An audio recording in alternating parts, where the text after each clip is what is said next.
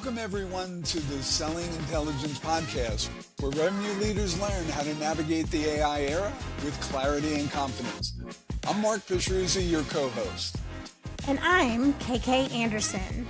Join us each week as we break down the strategies, decisions, and execution moves that are driving growth in today's market. Welcome to Selling Intelligence. I'm Mark Petruzzi, joined as always by my co-host KK Anderson, and in a very special way today, joined by Alan Rudolph, who is the architect and the leader of our private equity division at AGS. Alan has been a guest on Selling Intelligence before, so our regular listeners will know him already. He brings a rare lens to the revenue conversation.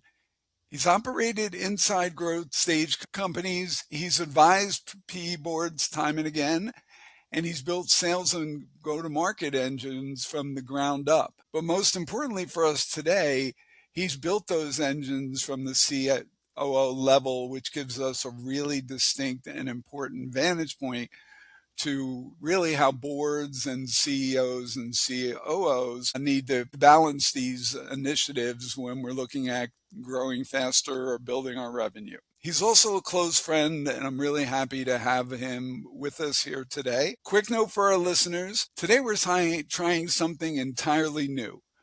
We're calling this format Diagnostic Sessions. No traditional guest interview, just three operators going deep on a single revenue topic from inside the work that we do every single day. We've been getting so many questions from our listeners about what we actually mean when we say Diagnose Before You AI, because that mantra has been showing up in nearly every CRO conversation we are having. So we decided to spend a full session unpacking it, and Alan is joining us from the operating side of this conversation because we really feel it needs an operator's voice as well. Thank you, Mark. We're so excited to be here, Alan. We're so excited to have you. And we're going to keep bringing you the amazing guests and the revenue leaders and the business operators that you've come to know and expect on the show. Don't worry. But from time to time, when there is a topic that we really want to go deep on, when we start getting a lot of questions from our audience, as we have been lately, we're going to drop in a diagnostic session like this one. And we'd love your feedback on the format. So please leave us a comment. Send us a note. Tell us what you think. So today's session is all about where AI belongs in your sales motion, and just as importantly, where it doesn't across the full revenue cycle, from finding new customers to winning deals and to keeping and growing them. There is an AI technology out there that can promise to fix everything at every stage, I promise you. And the question is whether AI actually delivers or whether it amplifies problems that your team already has. And so we're going to talk about this in 4 different areas. Number 1, what we actually mean when we say diagnose before you AI. Number 2, the bow tie framework that anchors how we think about revenue and how we think about the go-to-market architecture. And number 3, how to diagnose each part of your go-to-market funnel. And we'll walk through specific examples of actual clients that have done it the right way and sometimes the wrong way. And then finally, the 4th thing that we'll talk about are 4 things that every CRO should do this quarter before scaling AI investment. So we have got an action-packed diagnostic session today. Alan, Mark, welcome back to Selling Intelligence. Thanks, KK. Great to be here today. I think one of our challenges is going to be is, can we clearly say diagnose how many times throughout this podcast? Because the diagnose before you AI conversation is so critical, as KK just said, and we're going to keep unpacking it as we go through this session. And I think you, as our listeners, be intrigued with what we say and hopefully challenge us through the journey, because the pattern is real. The cost of getting it wrong is real, but the opportunity to get it right is even bigger. So looking forward to going deep with you on this topic throughout the session. KK, where do you want to start? Okay, Mark, let's start with you. So you have been saying for over a year, since I can remember, honestly, AI doesn't solve, AI amplifies. So what do you actually mean by that? Yeah, KK, thank you for that question. For me, and you hear this word out of me very often, so we'll be saying diagnose and we'll be saying productivity. and efficiency. And those are the things I focus on and talk about with my clients every single day. And so what does that mean? AI amplifies, it just amplifies the productivity of everything you do. Everything you do gets more efficient. And when done right, it can get more effective. However, when there isn't that diagnosis up front, you just start to amplify your problems and challenges you already have in your go-to-market process. Think about it that way. It makes you more effective at all the bad things you do. Makes you more effective in finding clients that would never buy your products, and maybe they'll listen to you for a couple meetings, but they're not a good ICP. It makes you reach out to more individuals, as you're targeting in lead gen, and people who just really would be a huge uphill climb to be able to get them excited about making an investment in your product. So it's got to be done right up front to really get the productivity. Productivity comes together when there's something that really helps you that gets amplified rather than more challenges being amplified out there every day. So KK, you're in CRO conversations every week as well. Why are so many leaders rushing to AI before doing the diagnostic work? That's a great question. Every CRO I talk to is getting pitched by AI vendors, 30 times a week. Not even kidding. And the pitches are all very similar. We, promise a shorter sales cycle, more closed deals, a better forecast. And at the same time, they're under pressure from their boards asking, what's the AI strategy? And the CFO saying, prove your ROI before you AI, right? And from vendors, of course, saying just buy this, like I just mentioned. And so they're really getting it from all sides. And I just attended a transformation event last week in Houston with about 30 CROs in the room, and every single one of them had the same questions. They wanted to know, how do they measure AI? How do they validate it? Where do they apply it? And I think what became abundantly clear in that room is that the one consistent thing is that there's just a million unknowns. The one consistency is that nobody really knows yet, right? There's so many unknowns. And so I feel like the pressure is there to be decisive and to make a decision. And, our perspective has been and will continue to be to slow down. Take 30 days, diagnose first, make sure you know your numbers and know where to go in. Do you want to go in solving a find more problem, a win more problem, or a keep more problem? And if you know your baseline, then you know where AI belongs and where AI can help you to solve and have the biggest impact first. KK, if I can add one additional thing to that. But when we talk about slowing down, the way I look at it, 30 days, if we're looking at a football analogy, it's a wide receiver, stopping, looking back at the quarterback for a second, and then going on that fly pattern afterwards, entirely wide open because the strong safety now, bit on that. So that's really all it is. And I do have to admit, early into this Gen AI world that we're all in the middle of, this phenomenon, I was just running around all of my CRO friends and relationships and just saying, you got to move. You're getting beat up by your board every week because you don't have a plan. Jump in, move, make it happen because your competitors are going to. And if you don't, you're going to lose all those efficiency gains that your competitor is finding. And again, that worked in many cases. Sometimes you can do a quick little diagnostic as you launch, but in a lot of cases now we're seeing some of the damage that can be caused by that type of an approach. So it's a quick move, it's a quick pause, and then it's full out from there as well. 100%. And Alan, I'm curious for your perspective. I know you're seeing this from the PE side and from the operating partner seat. Like, in your opinion, what's the cost when a CRO scales AI in the wrong area or before they've diagnosed, really? Thanks, KK. It's fascinating. It's all about enterprise value creation, right? And, Mark's analogy, on the football field, even though we're in May and it's not football season, still is so relevant. And so, from the operating seat, it's one of the most expensive mistakes I see right now, right? Not doing that diagnosis. So when the CRO scales before they do the work, right? And it's the heavy lifting work. They just think they want to get to, volumes. And so the cost is just wasted spend. It's value erosion. So every quarter you spend amplifying a broken motion is a quarter compressed. That compresses that multiple at exit. And who knows where the multiples are today versus tomorrow versus, X months or quarters from now. But the pattern I see most often is AI drives volume, right? We get more leads. Those leads lead to more meetings. That leads to more outreach. The board's excited, right? There's super activity. The CRO feels good. The AI line item gets celebrated. All of a sudden, gross retention starts to erode. And why does it start to erode?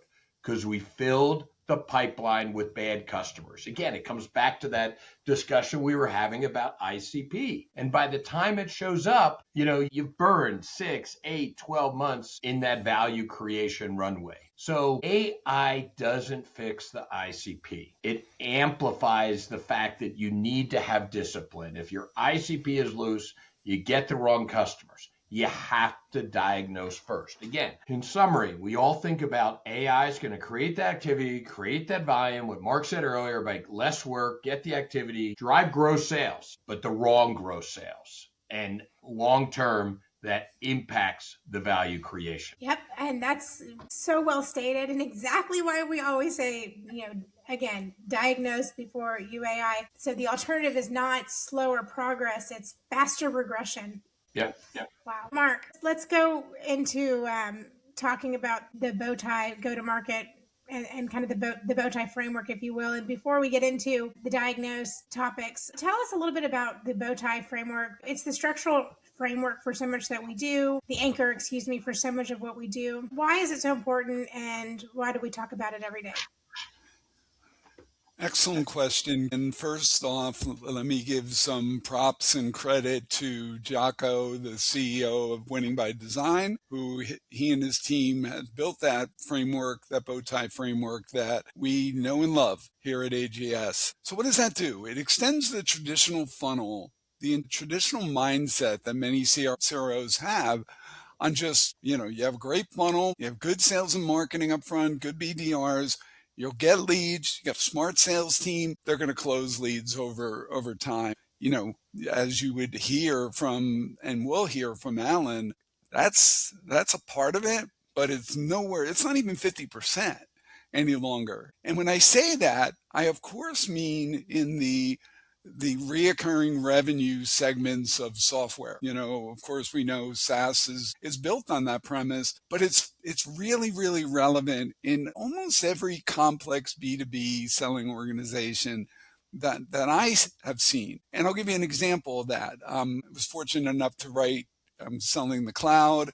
We get a little bit of a group behind that, and a very strong level of sales performance, which we never expected when we did it. But and what I would then get is a lot of questions from individuals that were not in the cloud space, the SaaS space, about how can I use these principles in my business? And my answer was always like, you can use it in exactly the same way, whether you're unless you're just a company that sells something once and then you don't sell that again to a client for 20, 25 years. But even if you're selling to a client every 4 or 5 years, there are things you need to do to really retain the mindset. Even if they paid you all your money, retain the mindset, make sure those customers are happy, and then looking at the expansion side of all this. And CEOs and boards, they love the whole concept of cross-sell. So it's really funny, if I look at the evolution, medical device companies were the ones that caught this the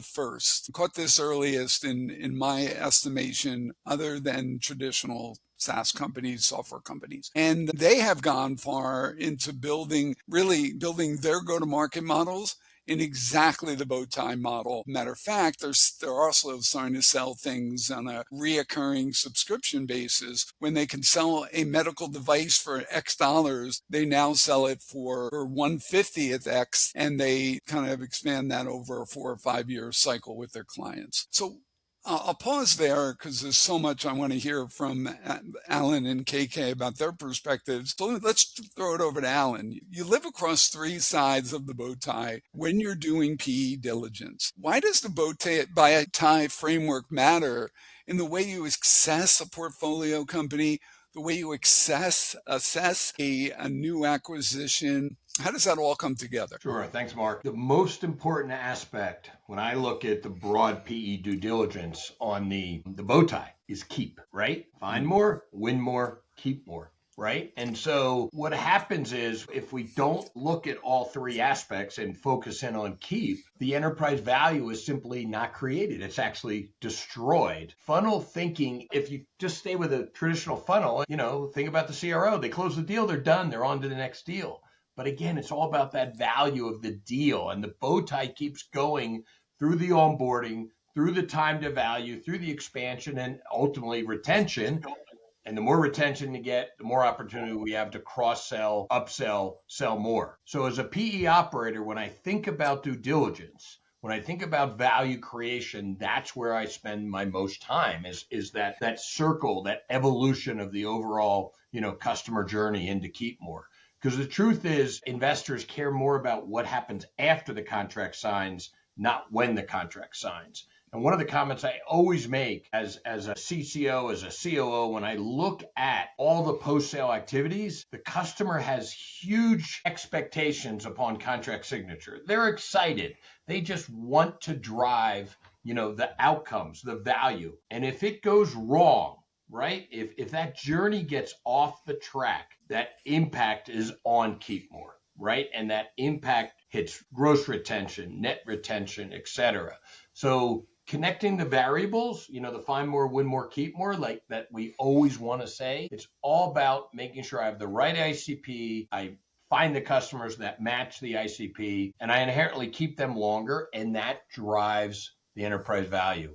Well, one quick anecdote, 2 companies ago, I was on a podcast, similar customer event, et cetera, and I was talking to a customer, and it was their anniversary of 25 years with the company. And so, and this is obviously across a broad spectrum of, before AI, before SaaS, it was just traditional software. Some of it was just services. But think about that, 25-year experience of a enterprise customer with a company. That's what it means in terms of keep more. AK, back to you.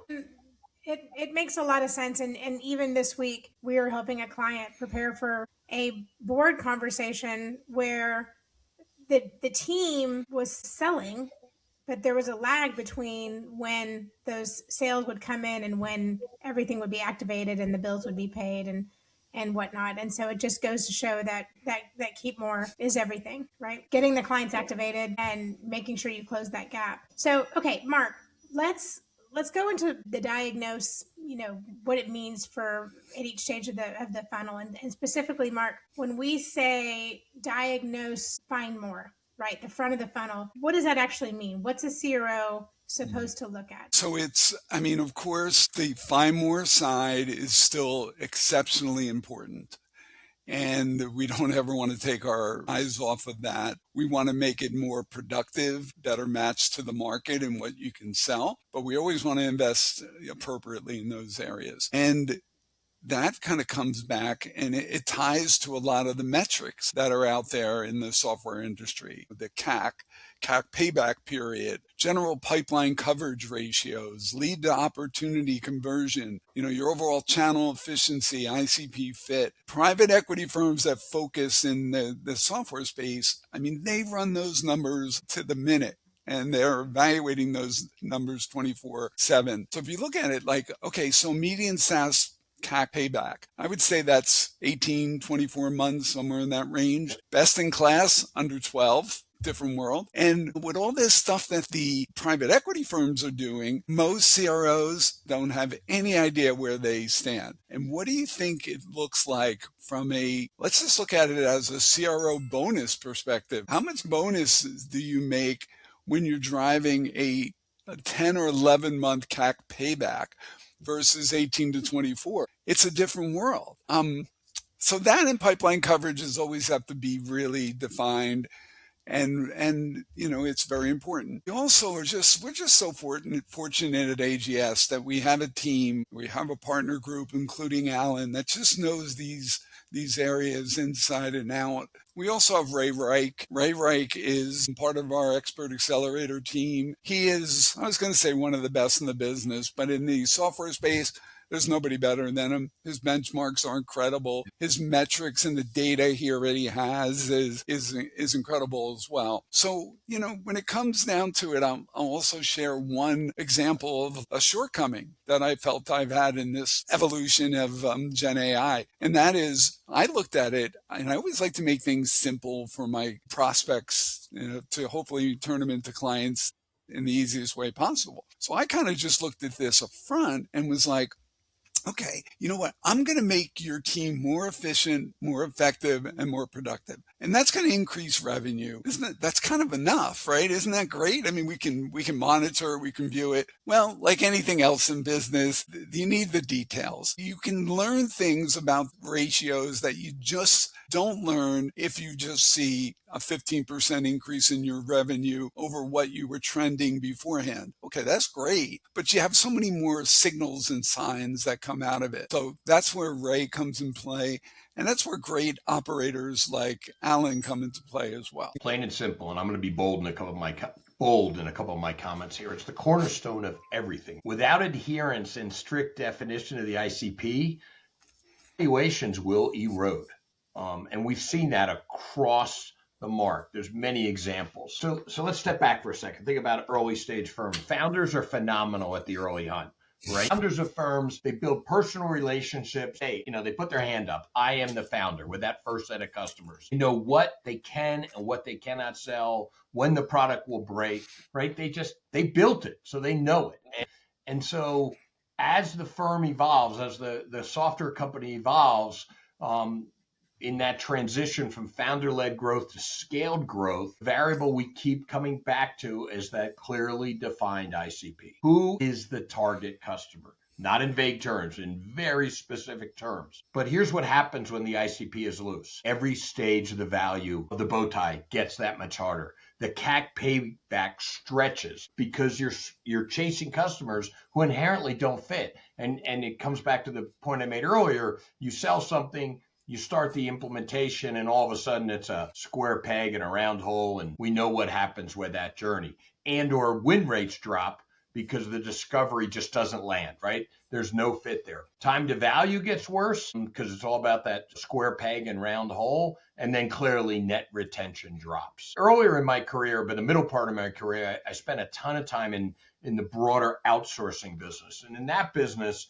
we didn't make any money on those deals till give or take year 3. And the only reason we were successful at that business across many major world-class firms was to get the ICP right. So when we talk about diagnosing the front of the funnel, the first question I ask any Portco as I start talking to them is, who's your target customer and how disciplined are you about that definition? Because again, if I'm loose in that definition, and as the CRO, if I can hit my number that quarter, if I can blow away my number for the quarter, that's great. But all of a sudden, I then create this huge backlog of potentially unsatisfied customers because they don't meet the target ICP. We can't create the outcomes, right? Remember, at the end of the day, it's all about driving those business outcomes. And if that answer is fuzzy, right, in terms of the target customer and the ICP and the deals I'm bringing in, the downstream work is just going to be that much more difficult. Great stuff, Alan. I'd like to go a little deeper in what happens when CROs start a new company and they just don't have these numbers. And what really comes down to it is most don't, even to this day, even with so much private equity investment in the software space. They have the ARR, they know the pipeline coverage, but then they just manage by gut feel. And right. when you can kind of move, and I've seen this happen with some of the best CROs in the business. And I use my friend Paul Melchiori often with this.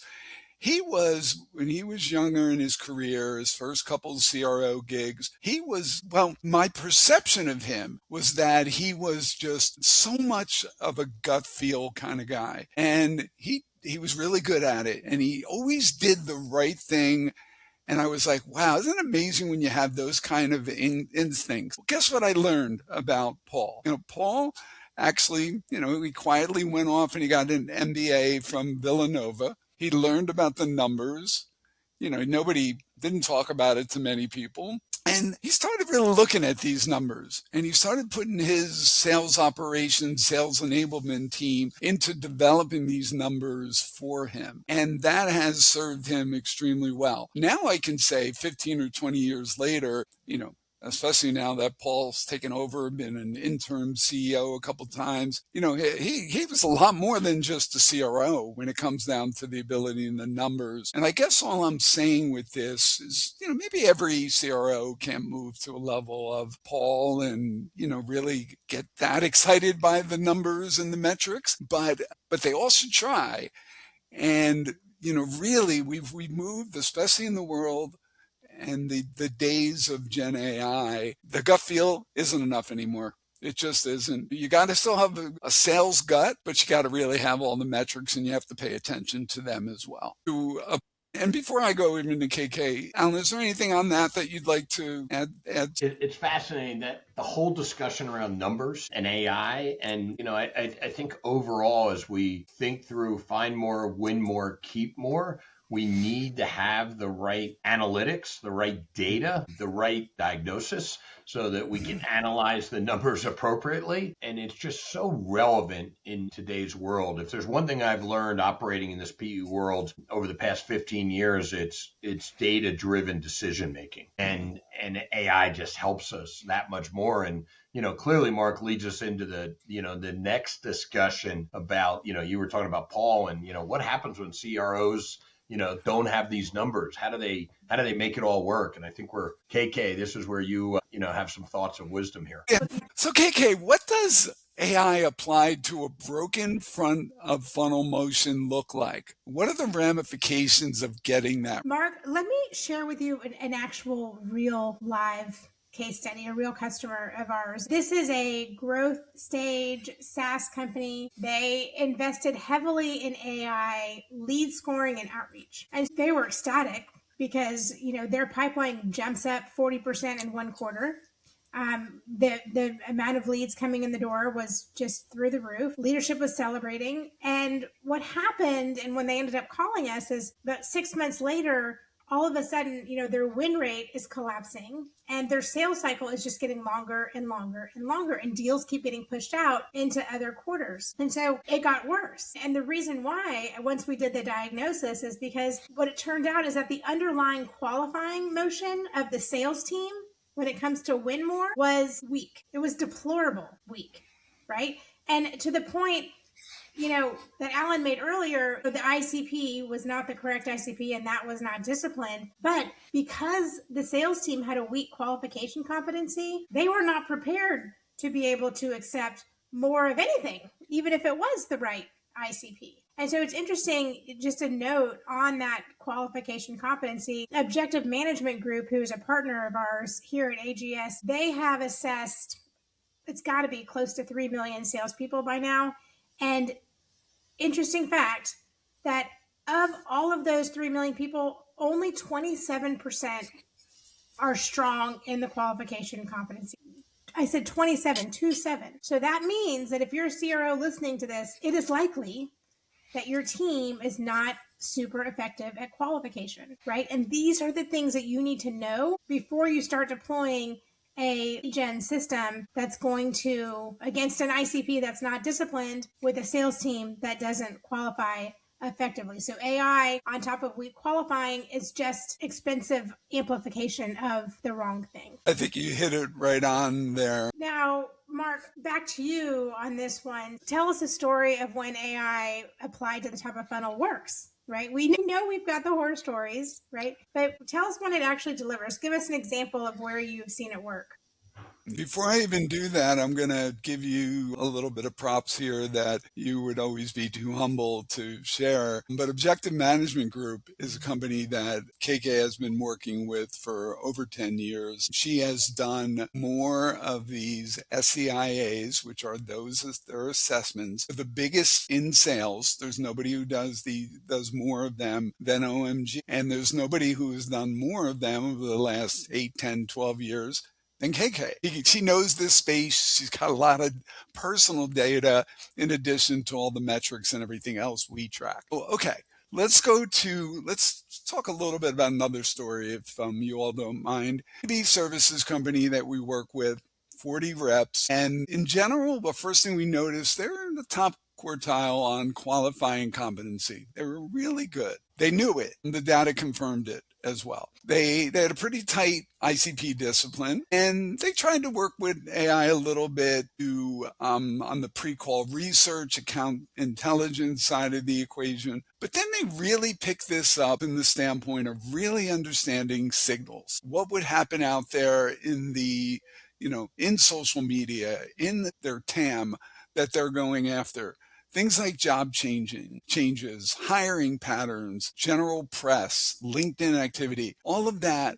What then happened is their outbound conversion went through the roof. They were able to go in there and really figure out how to be, and this is really so much of what almost every one of my clients struggle with today. It's great to reach out to companies that could be part of your TAM. It's really great to reach out to companies in your TAM that have some sort of signal of why they may need your services at that point. It's kind of like this. If you're in your late 20s, whatever you're at, and you really want to get married in the next couple of years, well, what would you do? Would you reach out to every woman you've met ever?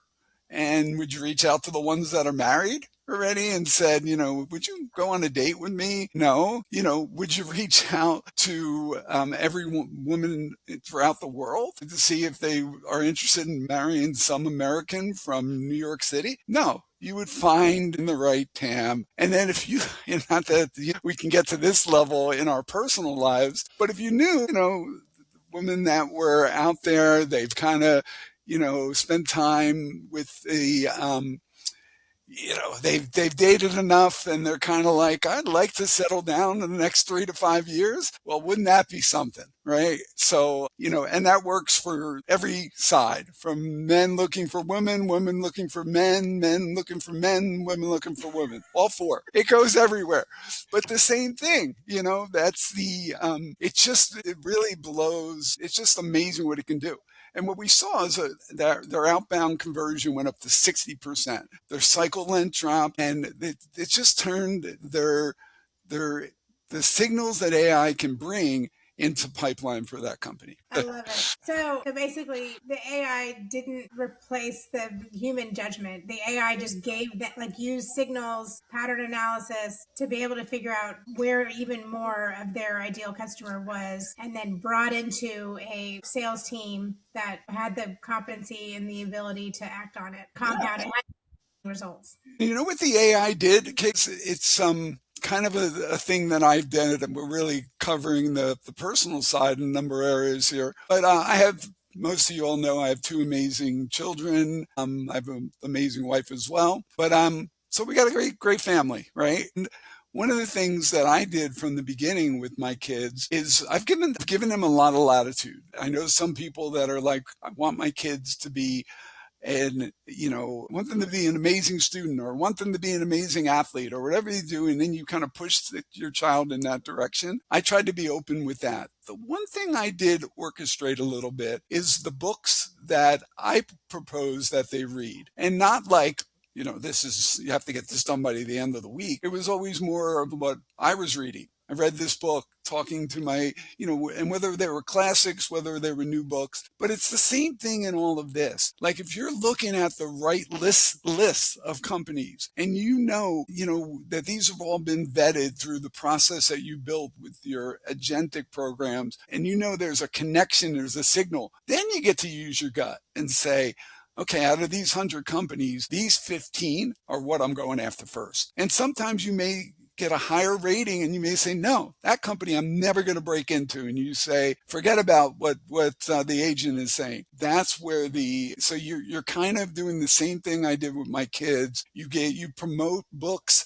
that they really can get a lot out of, or you promote targets that your team can really get a lot out of as well. So now back to you. So what does the behavioral competency piece tell you that win rate doesn't? Back to OMG, back to the things you figure out within your sales team. What do you get out of all of that side? First of all, when I'm thinking about win more, and we're thinking about sales excellence, there's really two core layers, and both are required, right? So layer one is that behavioral competency that we've chatted about a little bit today. And that is really, what is your team capable of, especially when they're under pressure to perform and to produce revenue, right? That's the objective management group work, Mark, that you mentioned, the 21 competencies. And layer two is really the outcome metrics. And so that's what do the numbers actually show. Win rate, deal size, cycle time, pipeline coverage, forecast accuracy. Most CROs are measuring some sort of each of those, behavioral and the actual metrics, but I don't know that truly that many of those 600 plus organizations that I've worked with are doing either necessarily well.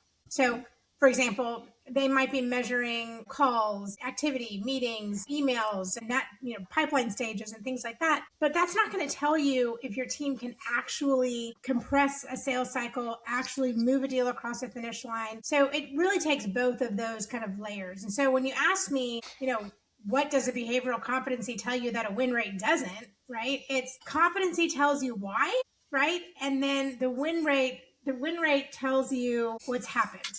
I don't know if I'm articulating this the right way, but it's really two different conversations.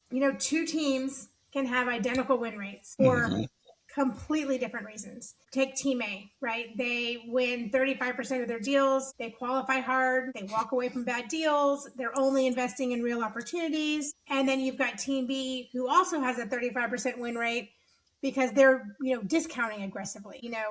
They're doing everything they can to drag deals across the finish line, and it's a race to the bottom, right? They both have the same win rate, but they have totally different behavioral profiles underneath. And that's why it's so important to know what that behavioral competency is. It's being able to ascertain the health of your sales organization, right? Okay, I think you hit it right on the mark. I think, and by the way, I've heard Alan kind of name this whole approach, the discount trap. Walk us through it, Alan. The discount trap is exactly where AI applied to a broken motion accelerates the damage.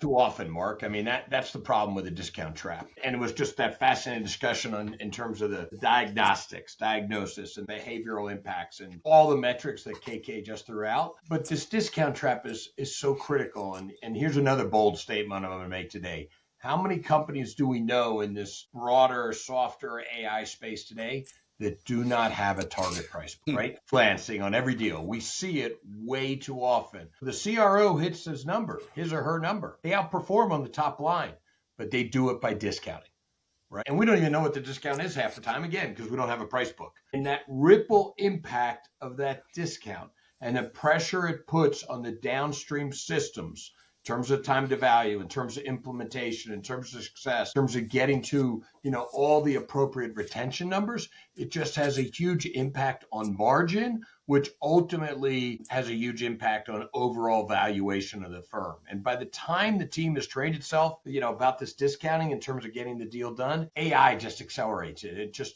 makes it that much worse, right? We get greater proposals out. They look great. They speak great. They talk great, right? But we don't drive the value of the solution. Oh, by the way, what am I going to say next? Goes back to that target ICP, right? Mm-hmm. So we're discounting because we don't have the target ICP. So how do you fix it? Sell value to this in terms of the solution to that ICP, and don't discount. If you sell value, you don't have to discount. So that's how you go about diagnosing that overall competency gap. You have to fix it at the individual contributor level. You obviously need a price book, and then you can leverage AI appropriately. but don't get caught in that discount trap. I couldn't agree more. And Mark, I'm curious for your perspective as well. I know you've sat in a lot of PE diligence conversations. What do investors actually want to see on the deal cycle from your perspective? I'm really excited to answer that question because it's different than what most CROs or sales leaders would think they want to see. They don't want to see you having a history or your team having a history of overperforming in significant ways from their, say, beginning of their quarter forecast. Meaning they don't want to see a team that always comes in 20, 25% higher, just tells you have a sales leadership that doesn't know how to forecast. So at least by the beginning of the quarter, you should be able to define what you do at the end of the quarter. They, of course, don't want to see things that are more, that just they'll show risk and instability as well. So that's where this CRO role has changed. Early in the more enterprise software space 20 years ago, you had these gunslingers at the senior sales level. You had gunslingers at the rep level. And, they frankly just knew that if they work hard, they were going to make a lot of money. They really had no idea what their potential was or what they can do. So those are the things that a PE team or a board on the due diligence side would focus on. They're looking a lot more at the trend than the absolute number. That's something I've seen. They want to see that win rate stay stable, getting better. They want it high. They don't want it to be volatile. They get to learn average deal size, typically trends, whether you're in an up market or down market for your product. They want to really look at cycle time and the trends there because they really want to know what kind of process, a selling process this leadership team has driven. Sales leaders, when they're talking to sales managers or sales reps, they're always going to ask for a stretch goal. And I've grown to be okay with that, but I don't want to ever see a board or a CEO asking a CRO for a stretch number. I want them to say, what is the number? I want there to be a lot of technology and AI in identifying that number. We can do a whole nother podcast around the things I've learned working with Clary, Aviso, Collective Eye over the years around forecasting. Same thing. Gut process there doesn't work. The data is out there. You just got to have a tool that finds it for you. And then that kind of comes to the final point on this. Forecast accuracy is the cleanest signal that you can get from just knowing whether you have a business with operational maturity or when you have a business filled with a bunch of gunslingers. So you need both layers, right? You need the competency, and the board definitely wants to see the metrics, behaviors, and outcomes. And as a side note, one of the free tools that we built at AGS on our website is a sales cycle diagnostic. It's a mini, if you will, sales cycle diagnostic. And I will link that in the show notes as well, so that if you're curious, you can go check it out on our online. Welcome back to another exciting episode of our diagnostic sessions. And today we're going to pick up right where we left off with the last one in chatting with Mark and Alan about the go-to-market bow tie, and specifically the right side of the bow tie, what we call keep more, which is all around customer retention and expansion. And I know Alan will agree with this when we say that this is really the most underinvested side of the bow tie, and where enterprise value truly has the opportunity to compound. And so, Mark, I'll hand it over to you to kick us off, and we're excited to have another great session. Sounds great. So, Alan, that last segment of the bow tie that KK's describing, that customer retention, expansion, this is your home turf. So what does diagnosis look like here? And why is this side the side most CROs just underinvest in? Do we have enough time? I'll be here for hours. No, I think it's just there needs to be a focus on gross retention, on net retention, on the whole structure of how does sales and account management and customer success, how do all these pieces come together? And we know that we know that it drives growth and it drives value overall for the company. But the underinvestment, Mark, to your point, I probably have 2, 3, 4 conversations a day. I was just talking to an exec this morning from a leading research firm, and he was telling me about one of his clients, and their churn numbers are down, their sales numbers are off, and obviously they're not growing. And it just, if your churn numbers are too high, i.e. lack of gross retention, then it puts undue pressure on the sales teams because we think, oh, we can just go sell our way out of the box. And we know that doesn't work, right? We know for a healthy software company, we need to keep the gross retention, ideally north of 90%. Best in class is 95 to 97%.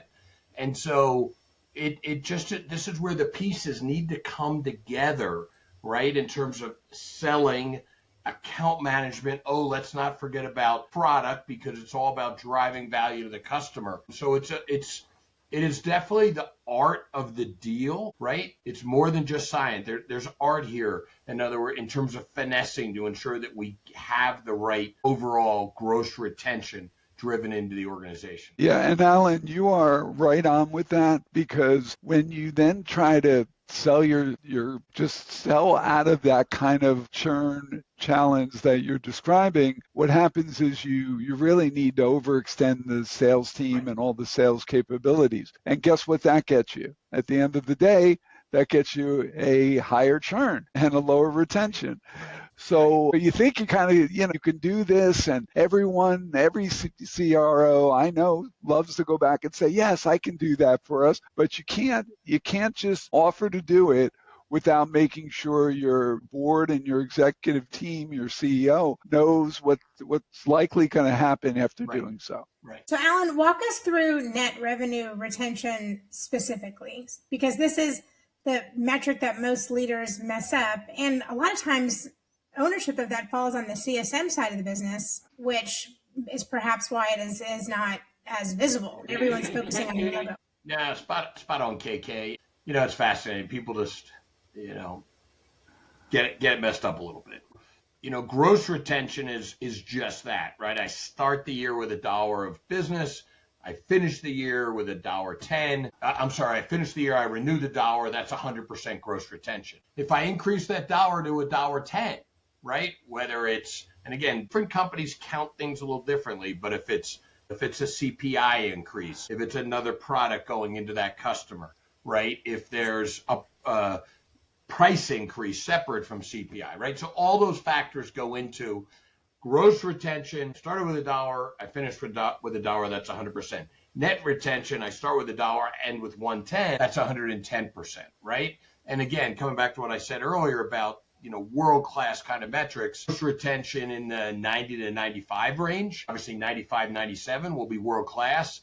Net retention north of 120, it varies a little bit by industry. You get to 115, 120, it's that much more powerful. It puts less pressure, as I said previously, then on the sales force in terms of bringing in new logos because you have a healthy recurring revenue business that continues to drive success into the, install base of customers. That's really how to think about those two numbers in terms of gross and net retention, but they are key metrics and they need to be calculated consistently, month in, month out, quarter in, quarter out, because they are key metrics that need to be not only reported across the company, but reported to the board on a regular basis. Yeah. And you know what, Alan? I've never been a fan of net revenue retention, because I really like to look at these numbers separately. Mm-hmm. And I guess companies like that opportunity to put them together because they can hide something in it as well. Right. But I mean, there's two things. You really want to look at your churn and understand what that is. Then you want to look at your revenue growth and your growth versus the targets that were set at the beginning of the year. And those are separate things. So if there's anyone out there with my kind of brain that just feels more comfortable in that space, I think it's fine. It's good to have even more clarity and detail than just combining those two numbers. Correct. Yep. So, Alan, you also talk a lot about just time to value as one of the most underappreciated metrics. Please make the case for why TTV belongs on the sales leader scorecard, not just customer success. We go back in time for us folks that have been around this enterprise software space for a while. And we can all remember, and not that far back in time, less than 10 years, where enterprise application took months and months and quarters and years to get implemented. And in this day and age, with all of the new technologies, with all of the changes that we all know about going on in the world around us in terms of the autonomous world that we're about to live in or we're living in already, a customer signs a contract and they want value tomorrow. And so that's why it's so important from a selling standpoint that the outcomes are clearly laid out for the prospect, soon to be customer. And they understand what they're getting, when they're getting it. And again, that time to value metric, i.e. how quickly can we get that new solution implemented and the customer getting value out of the solution is in, I'm going to call it days. Soon we're going to be in hours, but let's call it days, not months and quarters. And that's why TTV is so critical. That's why it needs to be on the CRO, the CCO, the COO. So Chief Revenue Officer, Chief Customer Officer, Chief Operating Officer, depending on how these titles are divvied up. But again, both sales and delivery, let's use the generic terminology here, need to have responsibility. And oh, by the way, let's not forget about the product organization, because the software needs to be developed in such a way that we can, in fact, drive that time to value. So it really is, at a minimum, a three-legged stool, right? I said sales, I said delivery, I said product, and I'm putting product and engineering together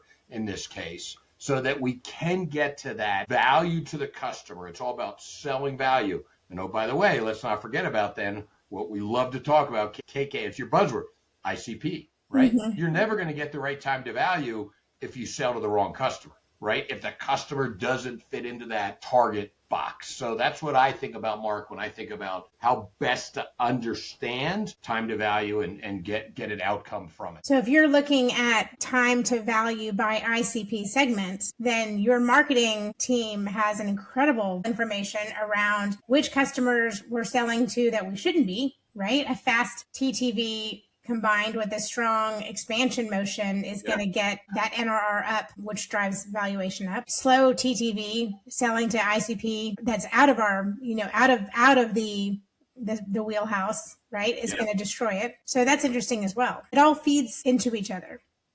And that's why I said earlier, KK, it's more art than science. Yeah. Sure, it's science because the numbers need to come together, analytics, blah, blah, blah. But there's some art here to finesse this, to make sure that we're driving into the marketplace appropriately. So I'll throw you a curveball then, Alan. What if you're looking at the numbers and you see a customer that's just, this has actually happened to us at AGS before, ironically, right? Where you're just like, oh my gosh, this customer's killing us. The, fire the customer question, and you're looking at TTV, they're out of your ICP, they're draining you. When does a CRO actually need to walk away from a customer that's hurting NRR?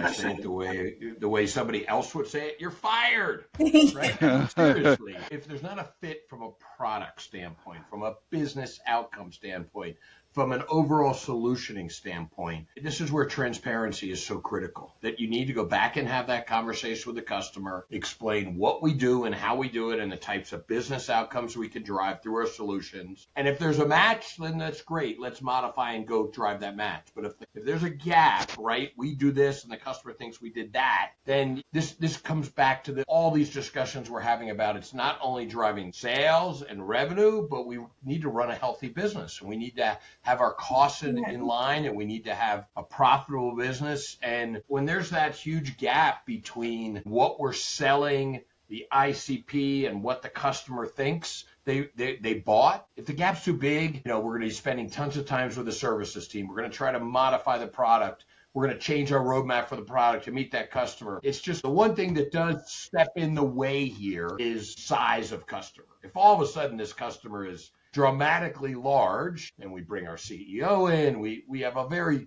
broad discussion. But again, more often than not, that outcome has to be get the customer back to the solution we sell, not a variant of that solution that we sell that's so dramatic off that it's just costing us oodles and oodles of money. Not to mention the reputation that's at stake.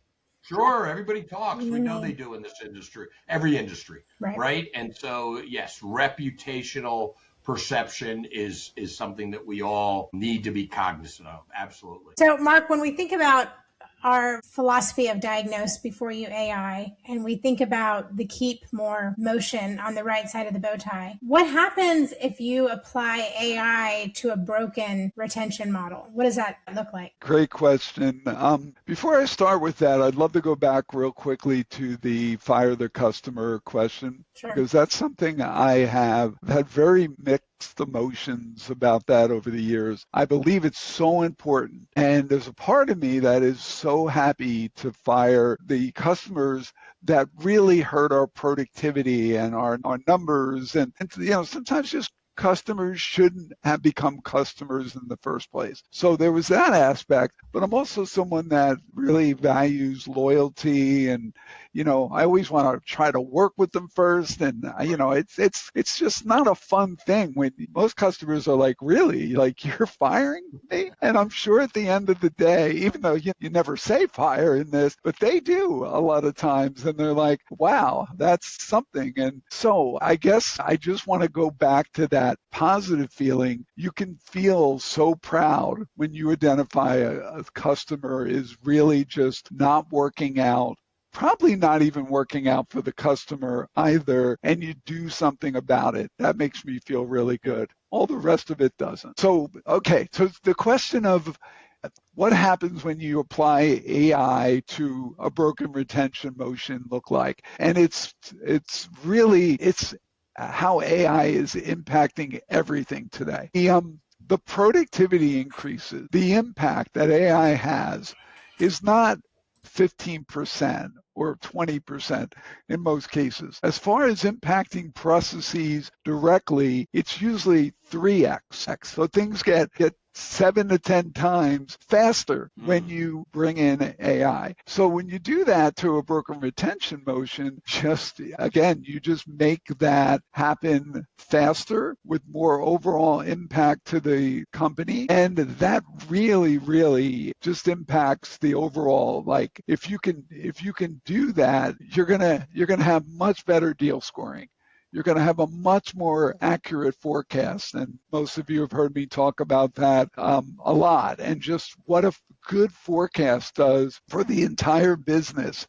And again, I'll say it again, good forecast means accurate, not always sandbagging and then ending up coming in 25% higher than you predicted, because there are ramifications of doing that as well. And then you can leverage AI even further and understand, like, how the scoring of your deals work, and when these things have happened, what has then happened to the company as well. And then the last point on this is, if you're training an AI on bad judgment, it just makes bad judgment happen faster. You could take any negative phrase with that, and it's gonna do that. And as smart as these frontier labs, models are nowadays, they can learn, and they do learn all the time. But if you give them the incorrect information at the beginning, they're not capable of just figuring out the right thing to do after you told them in all this training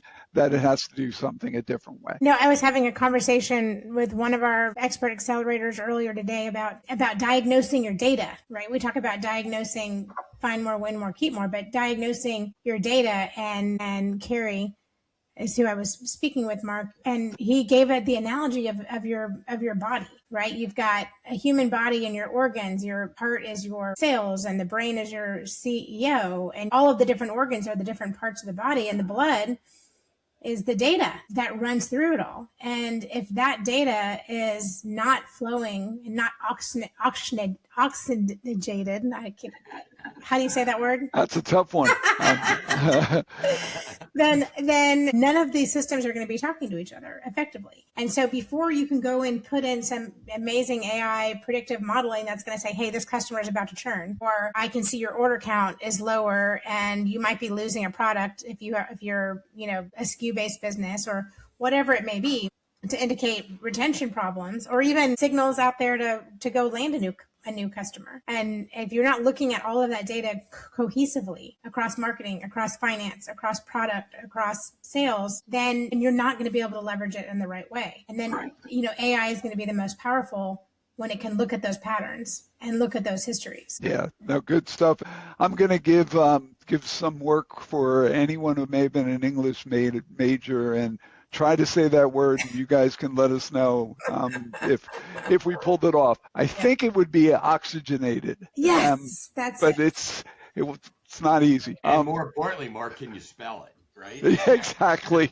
I think I can, but I'm not going to try that one on the podcast. So KK, kind of back to you with this. So what's the right way to apply all this that we're talking about here, and particularly on the these corrections of broken retention models that we can leverage AI to, but you just got to do it in the right way. So I do think that, as unsexy as it is, it does start with the right data, right? Because that's the crown jewel of everything that all of these businesses are functioning off of. I think it's taking the data and it's taking your tribal knowledge and your secret sauce and what you do better than anyone, and figuring out, based on the metrics and based on what makes sense, is how do you turn that into an agentic process that will take you to the next level? How do you take what you do that no one else can do and do it 10 times faster using AI, and then enable your team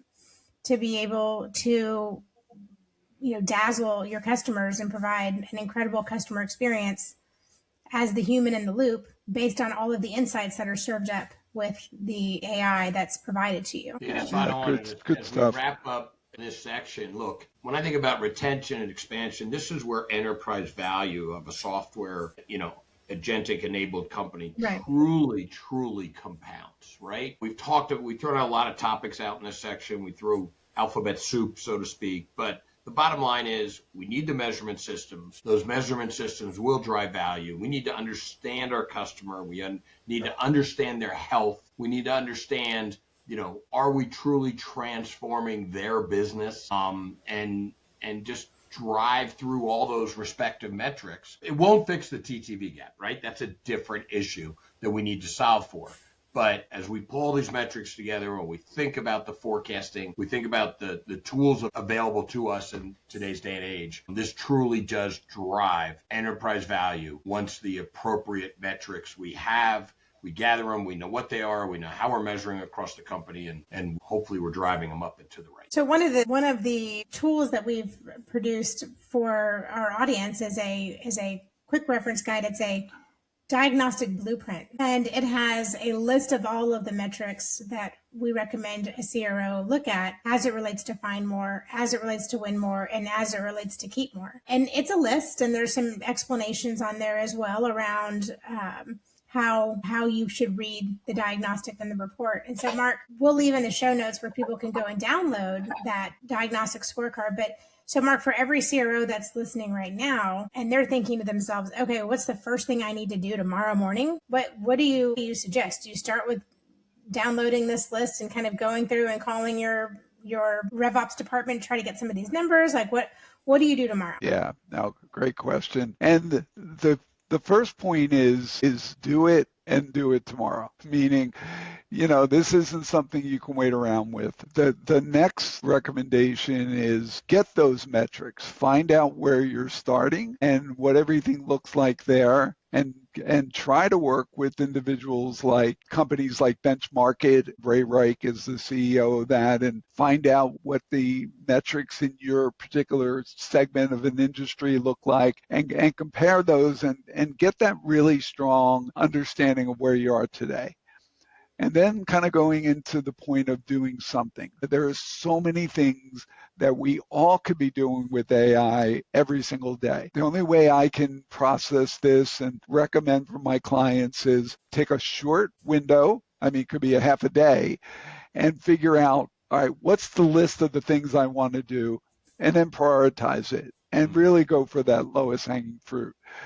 And then that's it. And like anything else, just like a good meal is you eat one bite at a time. Try to devour the whole turkey dinner on Thanksgiving in one bite.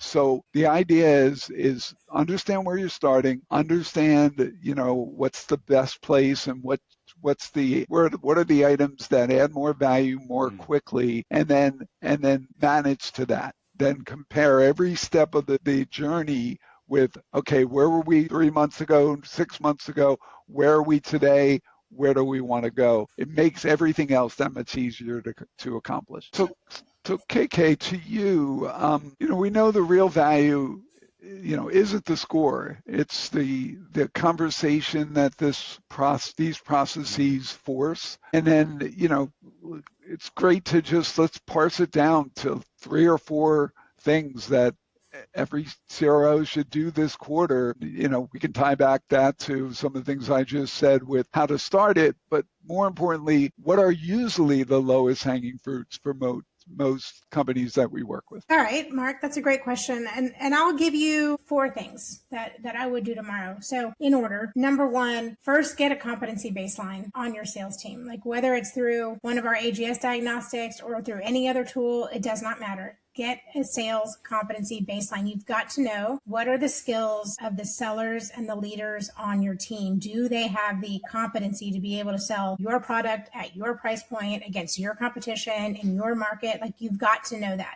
Right? You've got to know that. Number 2, get a metrics baseline. And at the simplest terms, we need to know win rate by ICP, right? We want to know general win rate of 2, of course, but win rate by ICP, ideally. Deal size trend. Is it trending? Your deal size is trending up? Are they trending down? What's the sales cycle time? Is that pushing? What are the trends there? Your CAC payback time. We want to look at NRR, absolutely, and we want to look at TTV. Those metrics at a minimum will give you a very strong indicator of where you are, where the health of your business is, where you're starting. And then the third thing I would do is I would map your sales process against how your buyers are actually buying, and how buyers are buying is changing dramatically. It's changed more in the last 12 months than it has in the past 12 years. And so we need to make sure that the sales process is aligned to how your buyers are making these decisions. And then, when you can apply AI to a seller-centric process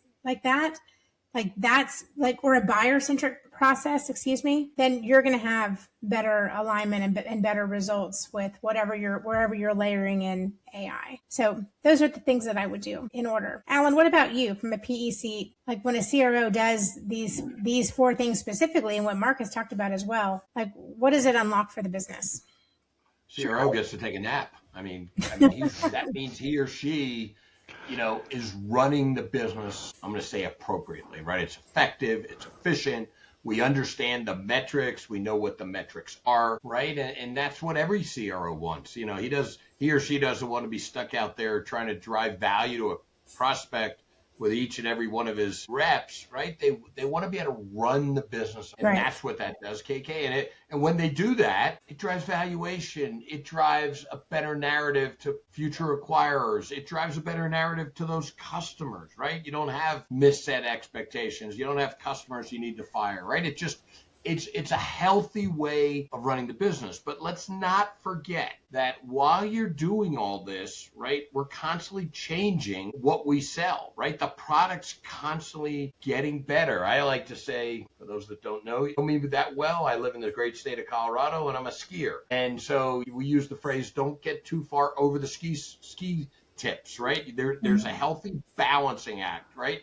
You want to be slightly forward, but not too far forward. So that's just an important concept to think about from a business standpoint as we're working with customers to make sure they understand what's coming a week, a month, a year, whatever from now as we continue to drive value in the product. And that fits into this whole discussion about, optimizing the business of the CRO and giving the CRO that healthy discipline to be able to explain what is coming tomorrow. Yeah, and Alan, your comment about the CRO gets to take a nap, or the CRO gets to show up and be on time, not 35 minutes late to their child's field hockey game or the dance recital or anything else. So that's really, really what it does. And when you have good, smart people thinking strategically in ways that they haven't in the past, or they haven't had the time for in the past, it does a lot for the business. Yeah.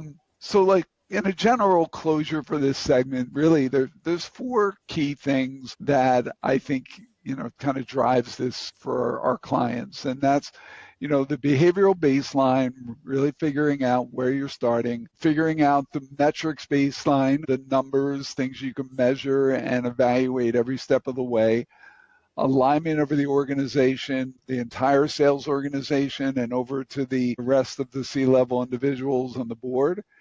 And then the placement of AI, like where do you put this in first? And when you can do these things, these four things in that order, you've already by itself have done more than 80, 90% of the leaders we talk to every day. This is not like, again, you don't have to be perfect.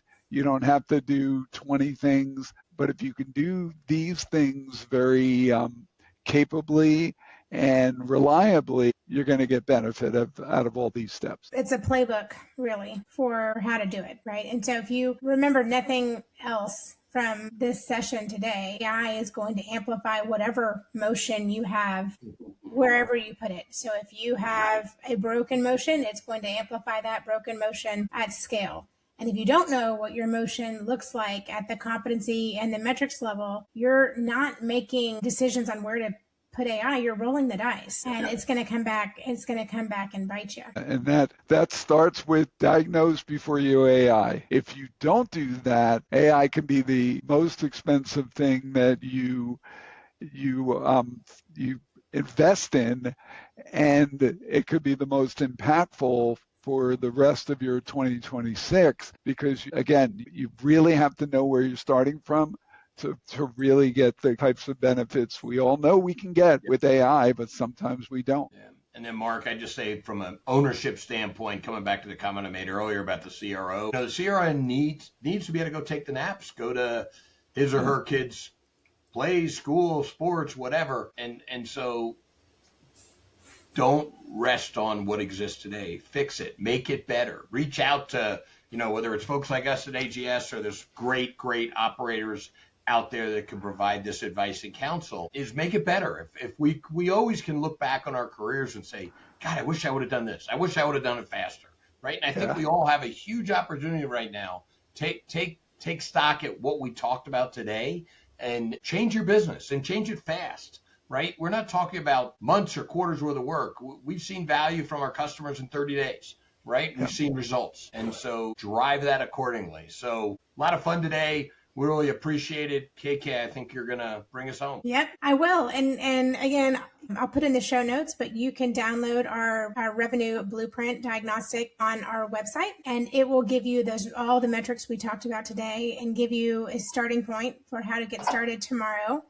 And again, you're welcome to reach out to any of us for assistance, but we don't care where you get the help. We want you to grow. We want you to be successful, and we want you to not only create but protect your enterprise value. And it's an exciting time to be in business. It is an exciting time to be in business. Everything is changing, and we're here to support you as we go through. KK, thanks so much for closing this off for us as articulately as you have. We so appreciate, Alan, you joining us and being a part of this, and we are definitely going to just grab as much of Alan's time as we can and have him on here as much as we can as well, because of all the great insights he brings. And as always, I just want to thank our incredible audience, people who are in here investing time with us every week. We appreciate it. And thanks again. All the best. Thanks, Mark. Thanks, Alan. Thank you. We hope you enjoyed this conversation and found it valuable. If you did, like and share it with your network. That's the best way to support us and the work we're doing here at AGS. And if you're curious where your sales team stacks up in the AI era, head to get-ags.com. That's get and the dash symbol ags.com for a complimentary sales team benchmark. Until next time,